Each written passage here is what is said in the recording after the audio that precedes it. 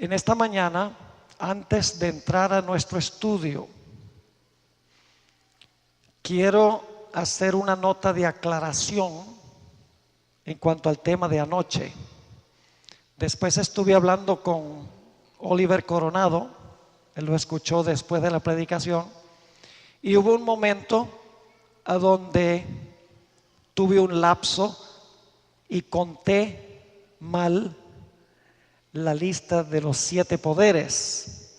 Entonces, para beneficio de las personas que van a conseguir este material, quiero dejar en claro qué representan las 7 cabezas. El primero es Babilonia, segundo es Medo-Persia, el tercero es Grecia, el cuarto es el Imperio Romano, quinto, Roma papal durante los 1260 años, sexta cabeza, los Estados Unidos, no ahora, sino los Estados Unidos cuando imponga la ley nacional en los Estados Unidos dominical, y la séptima cabeza es cuando los Estados Unidos le entregue su reino al séptimo reino, que es Roma papal, que recuperará su poderío global. Así que esas son las 7 cabezas, según he podido determinar en mi estudio. Algunas personas preguntan, ¿por qué no incluyo en la lista a Francia? Porque Francia en 1798, y la respuesta es que Francia no fue un poder perseguidor del pueblo de Dios. Francia no permitió que la ramera la controlara, sino más bien se levantó para darle la herida mortal a la ramera. Y estos 7 poderes representan poderes que la falsa religión ha usado para perseguir al pueblo de Dios. Y Francia no persiguió al pueblo de Dios, sino que persiguió a la iglesia romana, que había perseguido al pueblo de Dios. Así que quería hacer esa aclaración. Y ahora sí vamos a inclinar nuestros rostros y vamos a pedir la bendición de nuestro Dios. Padre celestial, esta semana ha sido de gran bendición. Me he deleitado en ver cómo ha crecido esta institución. Nunca los fundadores hubieran soñado que esta institución iba a alcanzar este tamaño, que no solamente incluye alumnos de Venezuela, sino de diferentes países. Padre, te glorificamos por lo que tú has hecho. La honra y la gloria te pertenece a ti. Y Padre, al abrir tu palabra en esta mañana, pedimos la presencia de tu Espíritu Santo. Padre, necesitamos tu ayuda para comprender tu palabra. Así que pedimos, Señor, que tu palabra no regrese a ti vacía. Y te damos gracias por escuchar nuestra oración, porque te lo pedimos en el nombre de Jesús. Amén. En el Antiguo Testamento hay muchas profecías mesiánicas, profecías que anunciaban la venida del Mesías. Estas profecías indicaban claramente el momento exacto en que iba a venir Jesús a este mundo. Es decir, que Jesús no vino ni un minuto temprano, ni un minuto tarde. Vino en el momento exacto en que Dios había delineado mucho tiempo antes. Por eso Gálatas 4 y el versículo 4 nos dice en palabras muy bien conocidas por nosotros: pero cuando vino el cumplimiento del tiempo, Dios envió a su Hijo, nacido de mujer y nacido bajo la ley. Dios tenía un momento cronológico exacto en su plan cuando debía venir a este mundo el Mesías. No vino ni un minuto tarde, ni un minuto temprano. Sobre este versículo, en el deseado de todas las gentes, página 23, dice: la venida del Salvador había sido predicha en el Edén, cuando Adán y Eva oyeron por primera vez la promesa. Esperaban que se cumpliese pronto.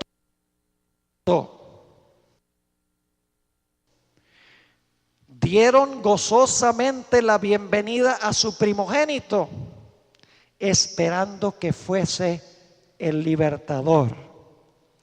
Pero el cumplimiento de la promesa tardó. Los que la recibieron primero murieron sin verlo. Desde los días de Enoc, la promesa fue repetida por medio de los patriarcas y los profetas, manteniendo viva la esperanza de su aparición. Y sin embargo, no había venido. La profecía de Daniel revelaba el tiempo de su advenimiento, pero no todos interpretaban correctamente el pasaje. Transcurrió un siglo tras otro y las voces de los profetas cesaron.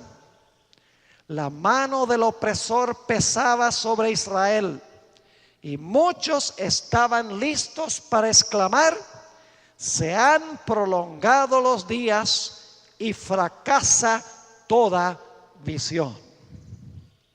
Y luego dice lo siguiente: pero como las estrellas en la vasta órbita de su derrotadero señalado, los premura ni demora. Cada evento de la vida de Jesús fue planificado antes de que Él viniera en los siglos de la eternidad.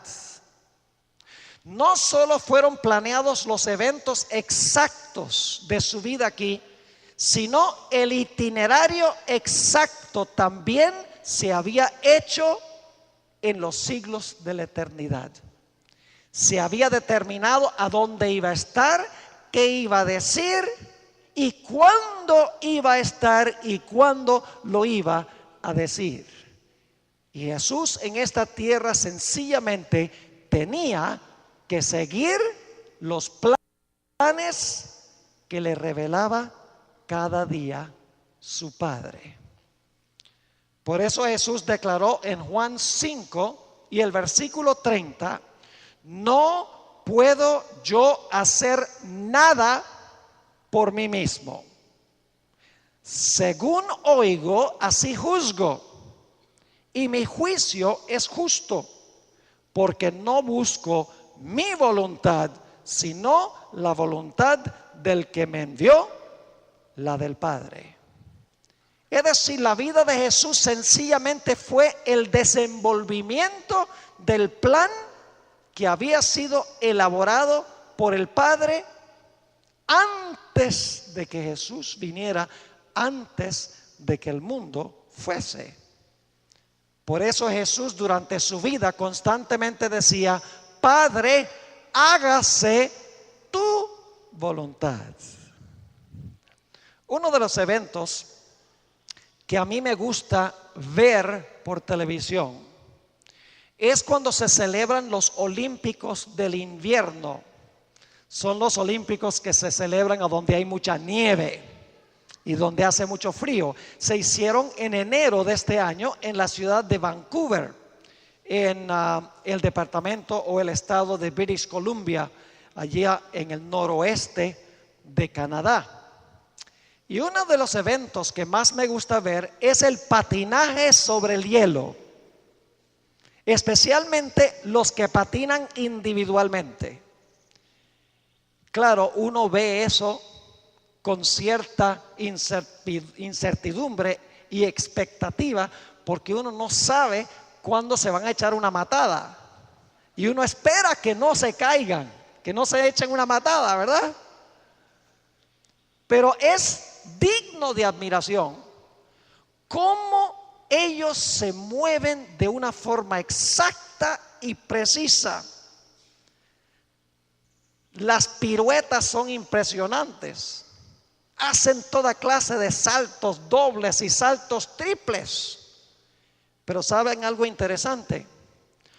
Cuando el patinador sale a competir, cada movimiento que hace ese patinador ya fue practicado miles de veces antes que saliera al hielo.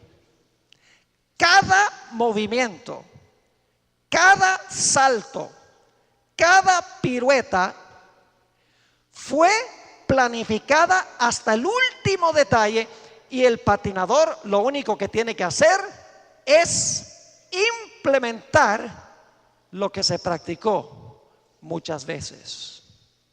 Y así es que cada movimiento de Jesús, cada evento de Jesús, cada palabra de Jesús, aún el itinerario de eventos de Jesús fueron planificados en un concilio celestial por el Padre y su Hijo Jesucristo. El espíritu de profecía dice que Dios el Padre elaboró el plan y luego llamó a Jesús y le dijo a Jesús: Hijo, este es el plan. Y le reveló a Jesús todo lo que él iba a hacer en su ministerio terrenal, dónde iba a estar, qué iba a decir, etcétera. Es decir, que cuando Jesús desempeñaba sus acciones durante su ministerio, sencillamente estaba implementando el plan que el Padre le había revelado en el cielo. Ahora ustedes dirán: pastor, ¿cómo sabía él el plan que se había sido revelado en el cielo? Porque Jesús, cuando estuvo aquí, no tuvo el conocimiento que tenía en el cielo. De alguna forma, el conocimiento de lo que había sucedido antes no lo tenía, no tenía acceso. Entonces, ¿cómo podía saber él dónde estar, qué decir y cuándo hacerlo? La respuesta es que el Señor Jesucristo tenía una relación íntima de oración con su Padre. Además de eso, el Señor Jesucristo era un estudiante incansable de las Escrituras, a donde se hallaban las profecías en cuanto a sus eventos terrenales. Además de eso, Jesús contemplaba los servicios del templo, y al observar los servicios del templo, como que Dios le revelaba que esos servicios tenían algo muy especial que ver con él. Y además de eso, el Señor Jesucristo estaba en comunión constante con la naturaleza.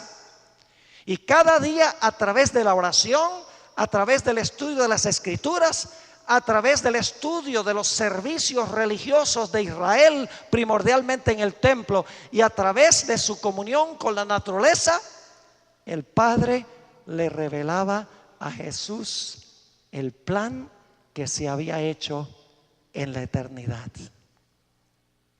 Un ejemplo de estos es el caso del hombre que nació ciego.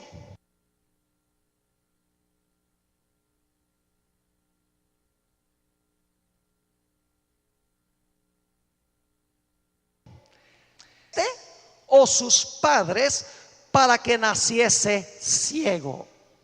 Queremos saber por qué este hombre nació ciego. Y en la respuesta que da Jesús, da la impresión de que ese hombre nació cuando nació, porque era menester que Jesús se encontrara con él para glorificar a Dios. Dice en Juan 9 y el versículo 4, Jesús respondió: no es que éste pecó ni sus padres, sino para que las obras de Dios se manifiesten en él. Varias veces durante su ministerio vemos claramente que Jesús tenía un calendario que seguir. Por ejemplo, en Juan 2 y el versículo 4, cuando Jesús convirtió el agua en vino en las bodas de Caná, y su madre vino y dijo: hijo, no hay vino, ¿qué vamos a hacer? Dice allí en Juan 2 y el versículo 4, Jesús le dijo: ¿qué tienes conmigo, mujer? Aún no ha venido mi hora. Más adelante en el Evangelio según San Juan, en el capítulo 7, los hermanos de Jesús procuraron presionar a Jesús para que fuera a la fiesta de tabernáculos. Y pues fue, pero secretamente. Encontramos en Juan 7 y el versículo 6 y el versículo 8 que dice Jesús a sus hermanos: mi tiempo aún no ha llegado, mas vuestro tiempo está presto. En el versículo 8, subid vosotros a la fiesta. Yo no subo todavía a esa fiesta, porque mi tiempo aún no se ha cumplido. Había un momento exacto en que Jesús debía hacer todo. En cierta ocasión, Jesús dijo que su Padre lo había enviado. Y los los judíos, se enojaron con él, con la idea de que su Padre lo había enviado. Y querían prenderlo, querían arrestarlo. Procuraban prenderle, pero ninguno le echó mano, porque aún no había llegado su hora. En Juan 8 y el versículo 20, el Señor Jesucristo le dijo a los judíos: ustedes no me conocen a mí, ni tampoco conocen a mi Padre.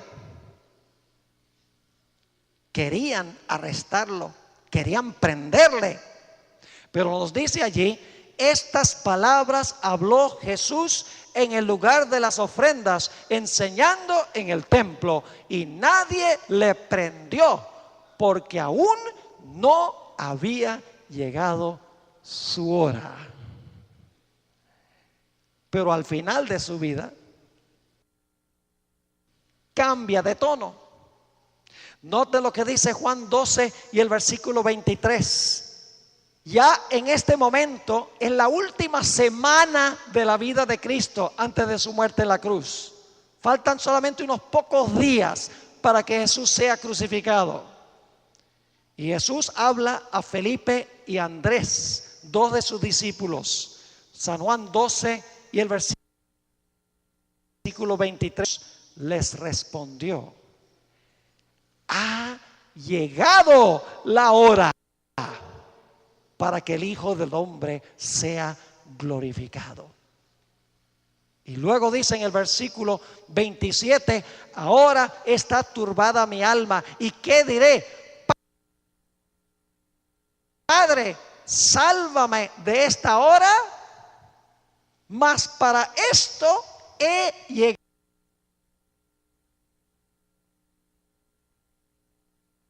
llegado a esta. Ahora llegó el momento para sufrir y morir y eventualmente resucitar. En Juan 13 y el versículo 1, encontramos que Jesús se encuentra en el aposento alto. Se va a celebrar la cena del Señor y el lavamiento de los pies. Y nos dice en Juan 13 y el versículo 1, antes de la fiesta de la Pascua, sabiendo Jesús, fíjense, sabiendo Jesús que su hora había llegado para que pasase de este mundo al Padre, como había amado a los suyos que estaban en el mundo, los amó hasta el fin. Y en su oración sacerdotal, en Juan el capítulo 17, nuevamente Jesús dice, estas cosas habló Jesús y levantando los ojos al cielo dijo, y ahora están sus palabras, Padre, la hora ha llegado, glorifica a tu Hijo, para que también tu Hijo te glorifique a ti. Así que durante su ministerio decía, todavía no es el tiempo, todavía no ha llegado la hora. Al final de su ministerio ahora está diciendo, ha llegado la hora, ha llegado el momento. La pregunta clave es, ¿cómo lo sabía? Escuchen esta cita del Ministerio de Curación, página 380, una cita extraordinaria. Dice la sierva del Señor, Cristo en su vida terrenal no se trazó planes personales. Es decir, Jesús no dijo cuando terminó el día, bueno, vamos a hacer el itinerario de mañana. A ver, ¿dónde es que voy a ir mañana? ¿A dónde voy a estar? ¿Y qué es lo que voy a decir mañana? Voy a preparar mi sermón. No. Dice, Cristo en su vida terrenal no se trazó planes personales. Escuchen, aceptó los planes de Dios para él. Y día tras día el Padre se los revelaba. ¡Qué barbaridad! En el deseo de todas las gentes, la hermana White amplía esto. En la página 121 del deseo de todas las gentes, página 121, la hermana White está explicando la expresión no ha venido mi hora que usó Jesús. Y fíjense lo que dice. Las palabras aún no ha venido mi hora indican, escuchen, las palabras aún no ha venido mi hora indican que todo acto, ¿cuántos actos? Todo acto de la vida terrenal de Cristo se realizaba en cumplimiento del plan trazado desde la eternidad. Antes de venir a la tierra, escuchen esto, antes de venir a la tierra, el plan estuvo delante de él perfecto en todos sus detalles. Y el padre lo llamó y le dijo, hijo, ven, vamos a repasar el plan. Y le repasó toda la vida aquí. Y le dijo al hijo, ¿cómo te parece el plan? Oh, magnífico, padre. Yo voy, no hay ningún problema. Y el padre le dice, pero cuando vayas y estés allá, tú no vas a tener el conocimiento del plan. Cada día yo te voy a revelar el plan. Y tú vas a escoger si lo sigues o no. El hecho de que se hizo un plan no significa que Jesús necesariamente lo iba a implementar. Él no tenía el conocimiento. Él podría haber dicho que no. Pero cada día eligió depender de su Padre y estar a donde debía estar, hablar lo que debía hablar y estar en el sitio en el momento preciso y exacto. Sigue diciendo la sierva de Dios. Antes de venir a la tierra, el plan estuvo delante de él, perfecto en todos sus detalles. Ahora escuchen. Pero mientras andaba entre los hombres, era guiado paso a paso por la voluntad del Padre. En el momento señalado, no vacilaba en obrar. Con la misma sumisión, esperaba hasta que llegase la ocasión. ¡Qué extraordinario! Esto se ilustra en la primera visita que hizo Jesús al templo.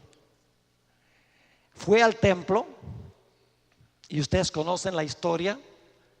Los padres se fueron de regreso a la casa pensando que él estaba con algunos familiares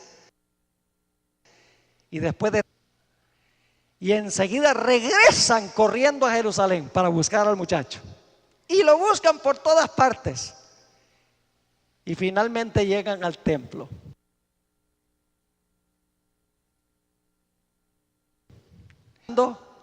Con los teólogos de Israel y dice que los sorprendía con sus preguntas y con sus respuestas. Y los líderes religiosos se maravillaban de que este muchacho conociera tanto en cuanto a los servicios del templo. Y Jesús, voy a leer una cita del Deseo de todas las gentes, a donde la hermana White dice que cuando vio el ofrecimiento del sacrificio y vio subir el incienso, Jesús decía, pero esto tiene mucho que ver con mi propia existencia. Dice en el Deseo de todas las gentes, páginas 58 y 59, por primera vez el niño Jesús miraba el templo, veía a los sacerdotes de albos vestidos cumplir su solemne ministerio. Contemplaba la sangrienta víctima sobre el altar del sacrificio. Juntamente con los adoradores se inclinaba en oración, mientras que la nube de incienso ascendía delante de Dios. Presenciaba los impresionantes ritos del servicio pascual. Día tras día veía más claramente su significado. Todo acto parecía ligado con su propia vida. Se despertaban nuevos impulsos en él. Silencioso y absorto, parecía estar estudiando un gran problema. El misterio de su misión se estaba revelando al Salvador. Había profecías del Antiguo Testamento que decían exactamente lo que iba a pasar. Por ejemplo, en el Salmo 22 y el versículo 18 dice: repartieron entre sí mis vestidos, sobre mi ropa echaron suertes. En el Salmo 69, 21 dice: sed tengo. Me pusieron además hiel por comida, y en mi sed me dieron a beber vinagre. En el Salmo 22, 7 y 8, las palabras de sus enemigos se anunciaron 1000 años antes de nacer. Dice: todos los que me ven escarnecen, estiran la boca, menean la cabeza, diciendo: se encomendó a Jehová, libre de él, sálvele, pues que en él se complacía. Las mismas palabras que hablaron los enemigos al pie de la cruz. El Salmo 22, 1 dice: Dios mío, ¿por qué me has desamparado? En el Salmo 31, 5 dice: en tus manos encomiendo mi espíritu. Esto se está escribiendo 1000 años antes de nacer. Y yo me imagino cuando Jesús estaba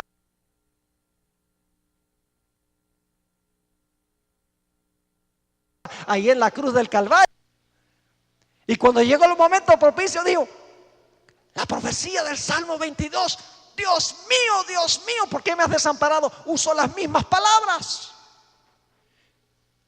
Y me imagino que cuando le ofrecieron la hiel, el Señor Jesucristo dice: Se está cumpliendo el plan. Ahora, ¿qué significa esto para nosotros? Hemos hablado de Jesús, pero ¿qué significa esto para nosotros en términos prácticos? Porque una cosa es Jesús y otra cosa somos nosotros. Quiero volver a una cita que yo leí, solo la primera parte. El Ministerio de Curación, página 380. Es impresionante esta cita. Dice la sierva del Señor: Cristo en su vida terrenal no se trazó planes personales. Aceptó los planes de Dios para él y día tras día el Padre se los revelaba. Ahora escuchen lo que sigue diciendo. Así deberíamos nosotros también depender de Dios para que nuestras vidas fueran sencillamente el desenvolvimiento de su voluntad. A medida que le encomendamos nuestros caminos, Él dirigirá nuestros pasos. Dice, debe ser así con nosotros. En otra cita impactante en el Ministerio de Curación, página 380, dice la sierva del Señor: son muchos los que al idear planes para un brillante porvenir fracasan completamente. ¿Qué pasa con gente que traza planes para un brillante porvenir? Fracasan. ¿Por qué? Dice ella: dejad que Dios haga planes para vosotros. Como niños, confiad en la dirección de aquel que guarda los pies de sus santos. Dios no guía jamás a sus hijos de otro modo que el que ellos mismos escogerían si pudieran ver el fin desde el principio y discernir la gloria del designio que cumplen como colaboradores de Dios. Es decir, nosotros también por la oración,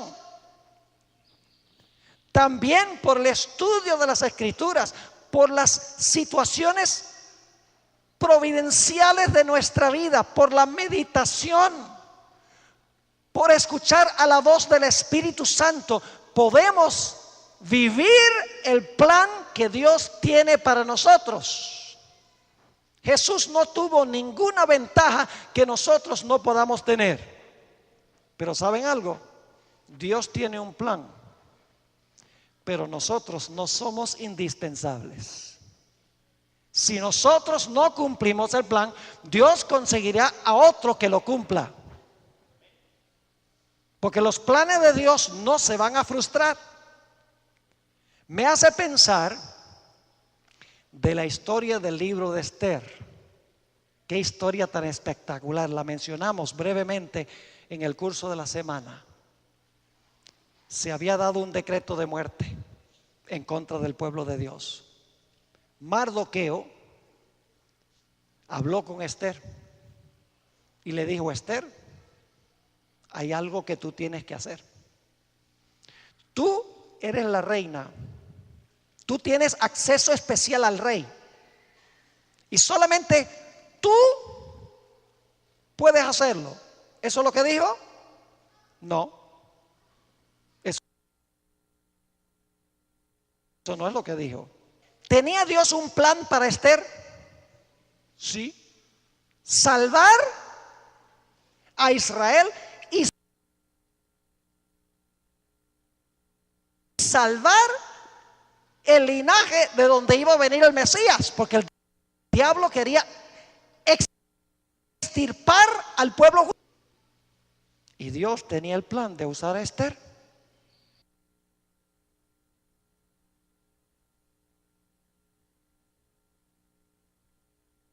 para librar a su pueblo. Y 14. Entonces dijo Mardoqueo que respondiesen a Esther: no pienses que escaparás en la casa del rey más que cualquier otro judío, porque si callas absolutamente en este tiempo, ahora escuchen, si callas absolutamente en este tiempo, respiro y liberación vendrá de alguna otra parte. Dios tiene un plan, quiere que tú implementes el plan, pero si no lo implementas, Dios tiene un plan B. Porque si callas absolutamente en este tiempo, respiro y liberación vendrá de alguna otra parte para los judíos, mas tú y la casa de tu padre pereceréis. Y quién sabe, y nosotros sabemos que no es quién sabe, sino que fue así. Y quién sabe si para esta hora has llegado al reino. ¿Quién sabe si Dios te puso allí para este momento? ¿Tenía Dios un plan? Claro que sí. ¿Discernió el plan Esther? Dijo: sí, Dios tiene un plan para esta hora y yo sencillamente voy a cooperar con Dios y vamos juntos a implementar el plan. Estaba escuchando la voz de Dios. Y como resultado fue librado el pueblo judío y se preservó la simiente santa. Me hace pensar también de la historia de José. Esa es una de mis historias favoritas en la Biblia, la historia de José. José tuvo sueños cuando estaba jovencito en casa. Y ustedes saben cuáles eran esos sueños, ¿verdad? El sueño del sol, la luna y las estrellas. Y también el sueño de las espigas, que significaba lo mismo.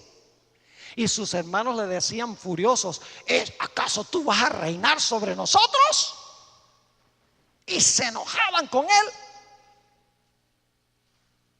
Esos sueños se inculcaron en la mente de José y José dijo: Dios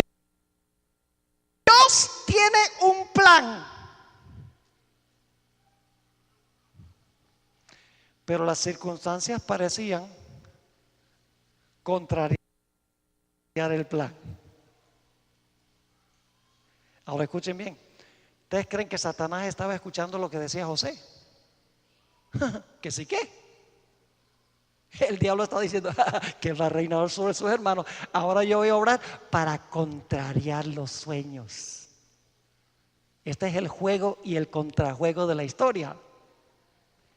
Así que el diablo influye sobre sus hermanos para que lo odien. Y finalmente querían matarlo. Leví y Simeón querían matarlo cuando vino trayendo provisiones de la casa. Pero Rubén dijo: no lo maten, echémoslo en esta cisterna. Y luego pasaron unos ismaelitas y se llevaron a José a Egipto. ¿Saben lo que dice la sierva de Dios? José no podía entender esto, pero tenía los sueños en su mente. Dios tenía un plan. Y dijo: yo voy a cooperar con el Señor. Yo sé que Él tiene un plan y vamos a caminar juntos y vamos a implementar ese plan. Y allá fue a parar a la casa de Potifar. Y escuchen bien, aprendió administración de empresas. Necesitaba aprender administración porque iba a necesitar ese título más adelante cuando administrara los recursos de Egipto. Él no sabía por qué había parado en la casa de Potifar. Era un joven bueno y ahora fíjese, por ser tan bueno, se lo llevan esclavo. Pero las cosas iban a empeorar. Por ser fiel al séptimo mandamiento, fue a parar en la cárcel. Y el diablo está diciendo: ¡ja! Mi plan va bien. Y Dios está diciendo: te voy a dar suficiente cuerda como para que te ahorques. Y José termina en la cárcel porque tenía que conocer al copero. ¿Y qué está haciendo José? José está siguiendo el plan. Yo no entiendo esto, sigo el plan. Y fue a parar en la cárcel. Y ustedes saben lo que sucedió. Conoció al panadero y al copero, les interpretó los sueños, le dijo al copero: por favor, cuando vayas al rey, habla una buena palabra en mi favor. Y la gratitud del copero era olvidarse. Esa fue amnesia divina, porque todavía no era tiempo. 2 años después, el faraón tuvo 2 sueños. Y ustedes saben que esos sueños tenían que ver con los 7 años de abundancia seguidos por 7 años de sequía. Y como resultado, ahora era el momento. El copero dice, cuando los sabios no son capaces de decir el significado del sueño, el copero dice: ve, ahora me acuerdo. Dios está poniendo el pensamiento y dice: ahora es el momento, el siguiente paso del plan. Y ese hombre en la cárcel predijo exactamente que yo iba a servir el vino del rey y que el panadero lo iban a matar. Y el rey dice: tráiganlo. Y ahora traen a José. Y José llega a ser el primer ministro de Egipto. Y ahora José está diciendo: ajá, ahora el plan se está desenvolviendo como yo creía. Pero todavía sus hermanos están allá en casa, en tierra de Israel.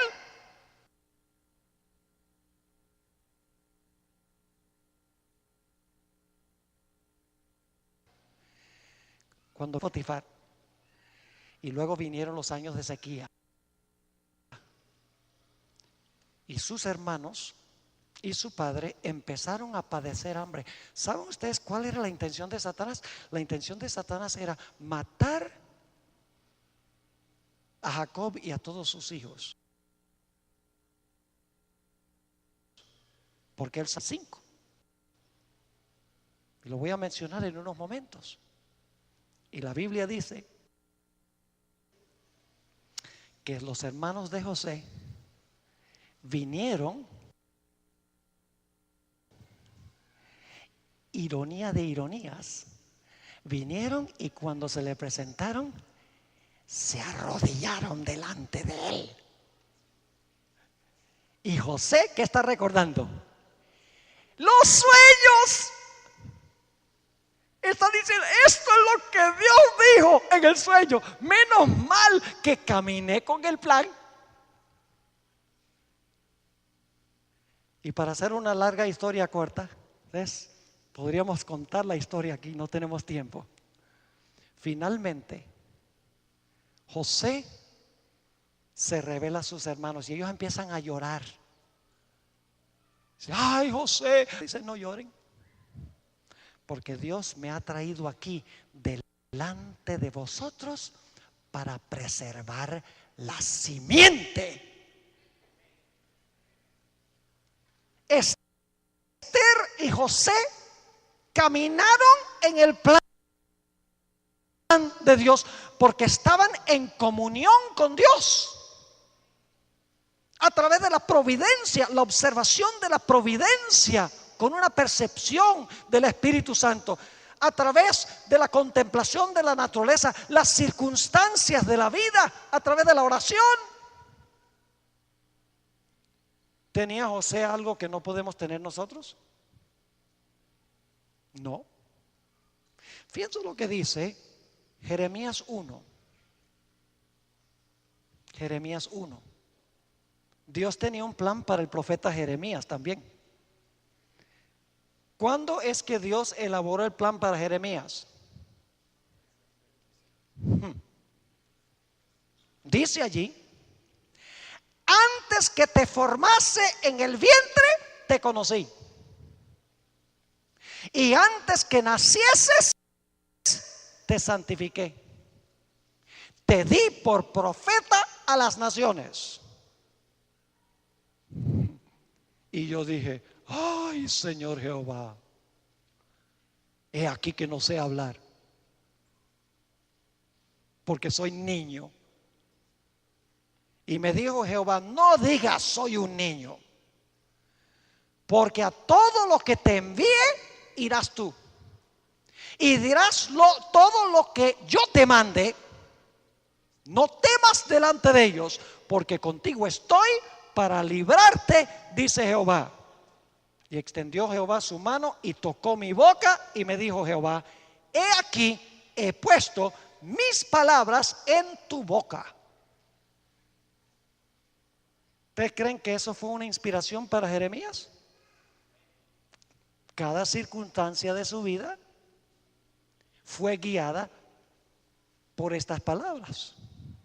Aun cuando le echaron al calabozo y lo ultrajaron y lo maltrataron, Jeremías habló lo que Dios le dijo que debía hablar, porque estaba siguiendo el plan. Permítame relatarles una historia triste en nuestra historia denominacional. ¿Saben ustedes que antes que Dios llamara a Elena White, llamó a 2 hombres primero?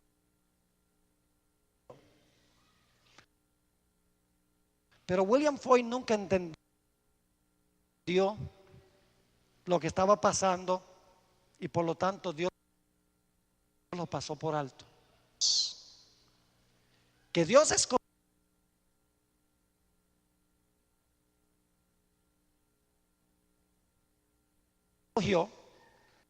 para...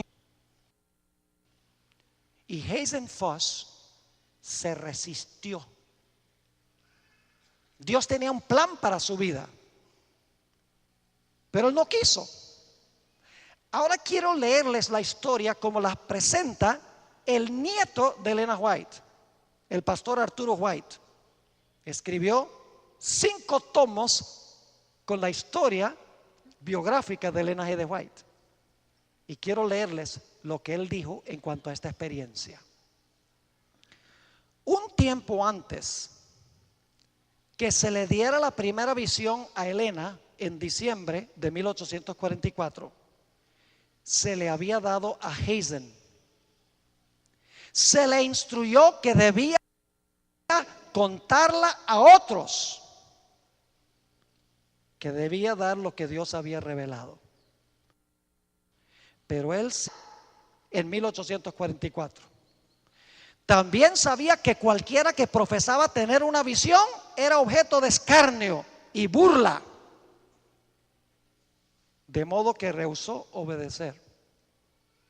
La influencia del Espíritu de Dios nuevamente se le acercó, y el Señor le dio otra vez la visión y le dijo que si rehusaba impartir el mensaje celestial al pueblo, el Señor le daría el mensaje a otro, colocándolas así su espíritu sobre la más débil de los débiles. Pero Hazen aún sentía que no podía sobrellevar la carga y el reproche que vendría como resultado de presentar la visión de Dios al pueblo. Le dijo al Señor que no estaba dispuesto de cumplir la misión. En ese momento, sigue diciendo el nieto de Elena White, en ese momento sintió una sensación muy extraña y una voz que le dijo: has contristado al Espíritu de Dios. Esto asustó a Hazen. Horrorizado por su testarudez y su rebelión, le dijo al Señor que ahora estaba dispuesto a relatar la visión. Convocó una reunión de adventistas con este fin. Cuando el pueblo se reunió, contó su experiencia y entonces procuró relatar lo que Dios le había mostrado, pero no lo podía recordar. Aunque se concentró al máximo, no pudo recordar ni una sola palabra. Clamó con angustia intensa: se me ha ido, no puedo decir nada y el Espíritu del Señor me ha abandonado. Los que estaban presentes dijeron que esa reunión fue la más terrible de su vida. Ahora viene la parte interesante. Hazen habló con Elena White una mañana en febrero de 1845, 3 meses después que Elena White recibiera su primera visión. Le dijo que aunque no había entrado a la capilla a donde ella había hablado la noche anterior, sí se había quedado afuera de la puerta y había escuchado cada palabra que ella habló. Le declaró que Dios le había mostrado a ella lo que primero le había mostrado a él. Dijo él, esto es lo que le dijo a la hermana White: pero yo fui orgulloso, no pude recuperarme del chasco, murmuré contra Dios y anhelaba morir. Entonces sentí una extraña sensación y luego le dijo: de ahora en adelante seré como un muerto a las cosas espirituales. Yo creo que Dios me ha quitado las visiones y te las ha dado a ti. No rehúses obedecer a Dios, pues será a riesgo de tu propia alma. Yo soy un hombre perdido. Tú has sido escogida por Dios. Sé fiel en hacer la obra y la corona que yo podría haber tenido la recibirás tú. Dios tenía un plan, pero Hazen dijo: no estoy dispuesto de seguir el plan. Y la perdición fue perdición eterna. Como dice en Apocalipsis 3, 10 y 11: por cuanto has guardado la palabra de mi paciencia, yo también te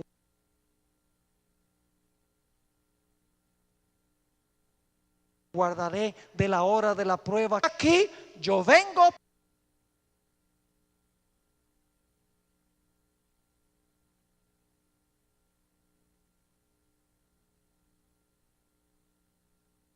pronto cada uno de ustedes.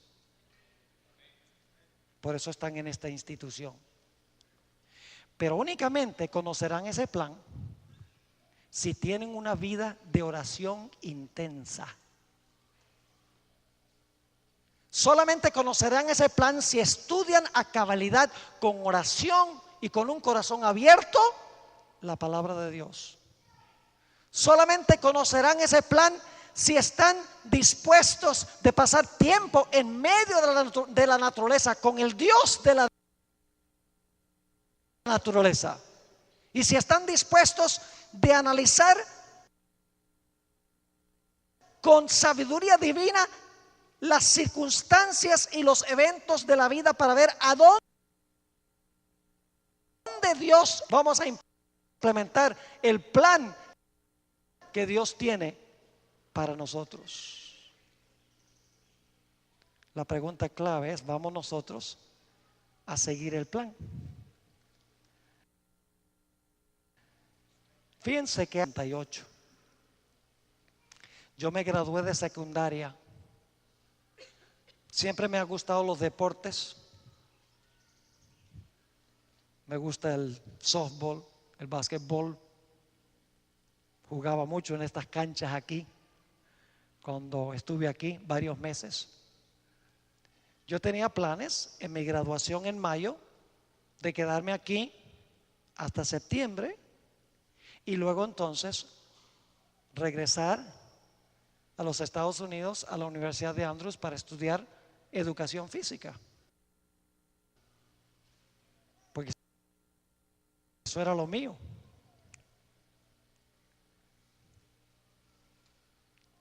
En algún momento, después del mes de mayo, mi cuñado, Cruz Blanco, el nombre completo, como les mencioné, Juan de la Cruz Eleazar Blanco Negrín,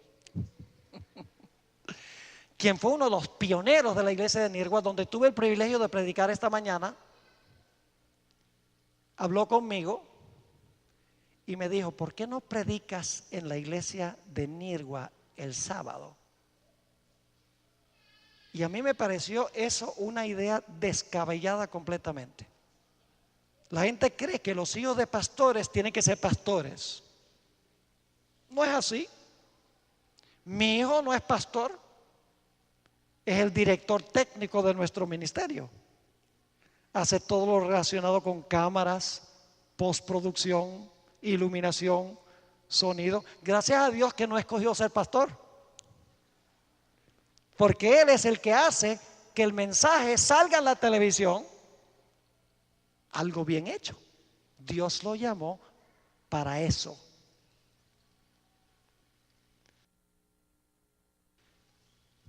Yo noté y escribí todo el sermón de comienzo a fin, textualmente. Nunca había predicado en mi vida. Yo no era una persona que hablaba en público. Yo era bien penoso.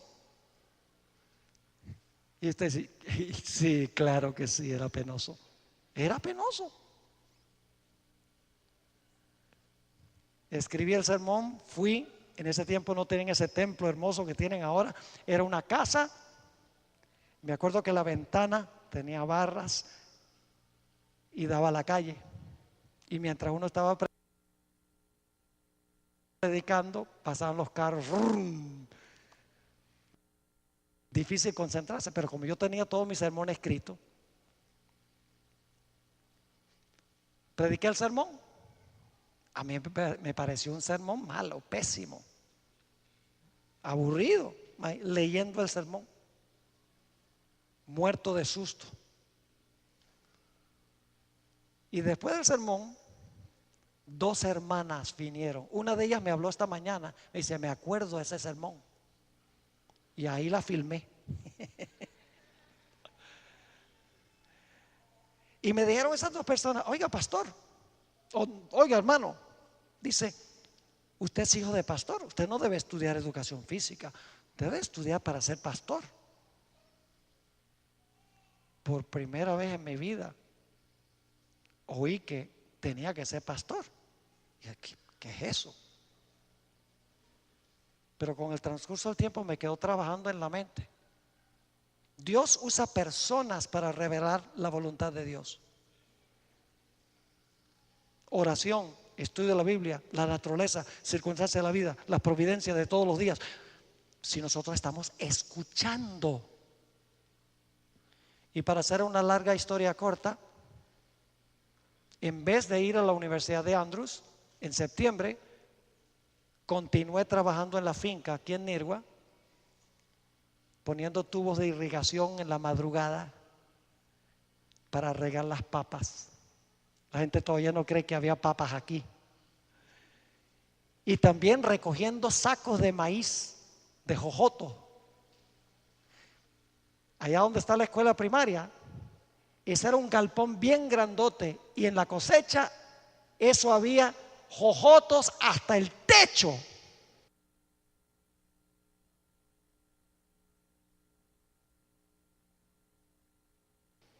Que en Colombia.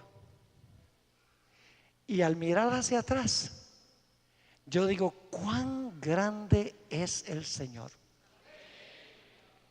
Yo hubiera sido un profesor de educación física mediocre, porque había montones, y hubiera desperdiciado el don para el cual Dios me llamó para este tiempo.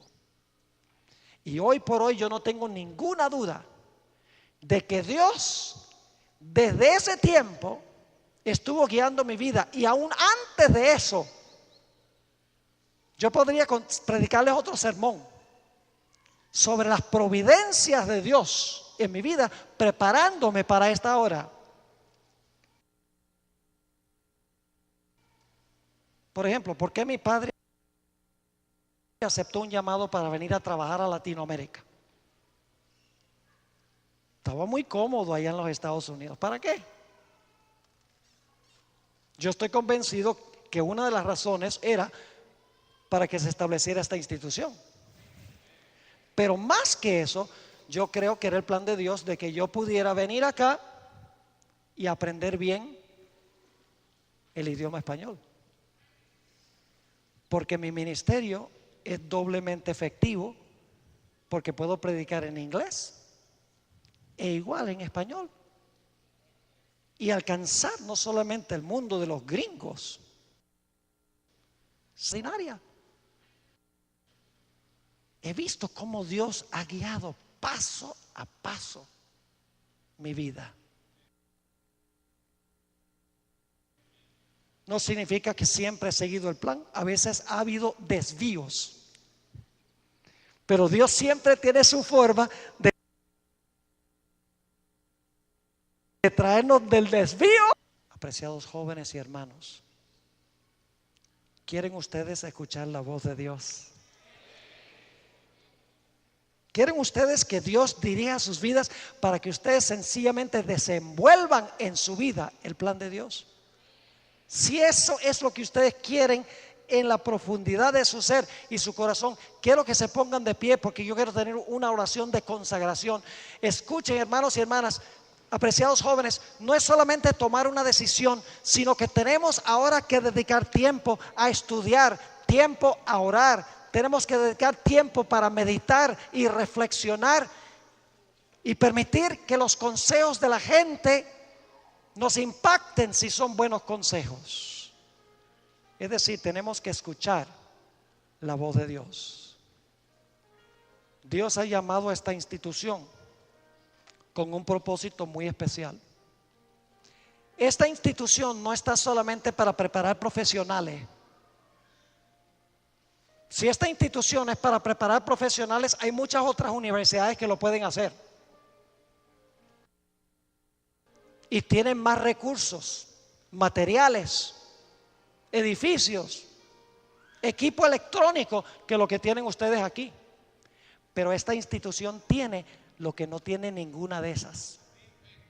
Y es un programa espiritual para preparar misioneros que escuchen el plan de Dios y que salgan a aprender el mundo con el evangelio. Para este mundo demasiado tiempo. Es tiempo de irnos a nuestra casa. No nuestra casa de aquí, nuestra casa en el cielo. Yo no sé de ustedes, pero yo estoy cansado de vivir en este mundo de pecado, de mal. Jóvenes, hermanos, cumplamos nuestra misión. Llevemos el mensaje al mundo. Recobremos ese amor por las almas que nos impulsa, que nos constriñe a alcanzar a cada persona que necesita desesperadamente al Señor Jesús. Yo voy a estar orando por esta institución, por su personal docente, por el rector, por el administrador, por todas las personas que están involucradas, por los alumnos, por los hermanos de la comunidad.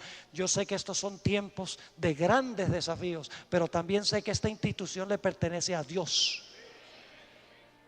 Y Dios tiene un plan, y el plan de Dios va a prevalecer. Oremos. Nuestro Padre, te damos gracias porque tú tienes un plan exacto, el mejor plan para nuestra vida. A veces no parece así.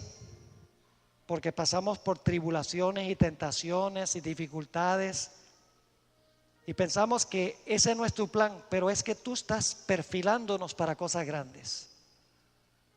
Padre, te doy gracias por esta institución, te doy gracias por el privilegio de participar en estas semanas de oración. Te ruego, Padre, que tú pongas tus ángeles guardianes alrededor de esta universidad, que tú la escudes con tu poder, que la protejas. Y te ruego, Señor, que tú estés con los maestros y con los alumnos, que cada día puedan captar la visión por la cual este colegio fue establecido. Gracias, Padre, por haber estado con nosotros durante el transcurso de esta semana. Y gracias por escuchar nuestra oración, porque te lo pedimos en el precioso nombre de Jesús.